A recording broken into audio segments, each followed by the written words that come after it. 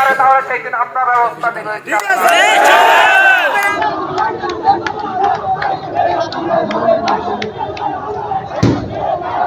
আমরা এসব মরণকে ভয় পাই না, বসতে প্রস্তুত মরবো, কিন্তু আমরা হাতিয়া দিব না।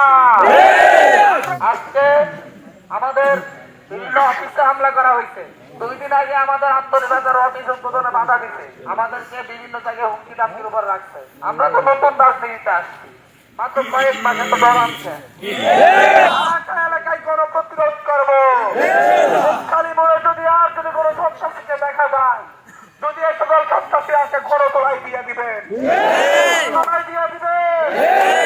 তোমরা সন্ত্রাসী আছে আপনারা বুঝে যাবেন না, আমরা কিন্তু গলির বিরুদ্ধে দাঁড়াইছিলাম।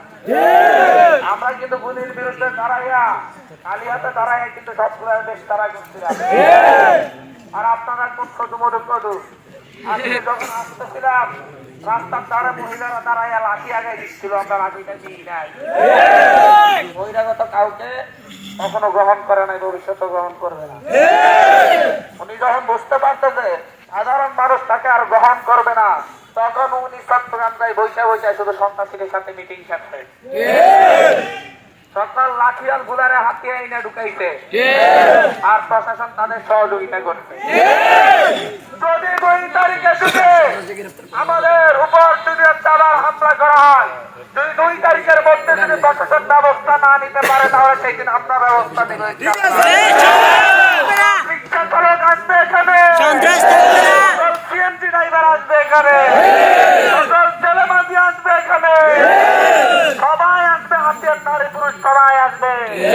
আমরা বাড়িগুলো ঘেরাও করবো, আমরা সবগুলো ঘেরাও করবো, ঘেরাও করে সব সন্তানদেরকে বের করে নিয়ে আসতাম। শুধু ভাড়া দিয়েছেন বলে আপনাদেরকে সম্মান দিয়ে এটাই আজকে এখান থেকে চলে যাচ্ছি। আমরা এসব মরণকে ভয় পাই না, বসতে প্রস্তুত মরবো, কিন্তু আমরা হাতিয়া দিব না। আমরা মরবো, কিন্তু হাতিয়াকে বর্গা দিব না।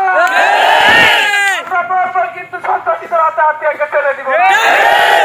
আমরা বসতে প্রস্তুত।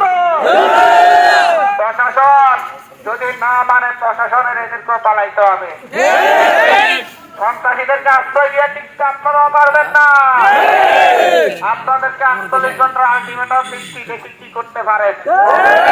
না পারলে আরো কয়েকজন প্রার্থী আছে, সবাই মিলে একসাথে আইসা আবার এখানে দাঁড়াবো। যদি পারেন পিড়ে উঠে দিয়ে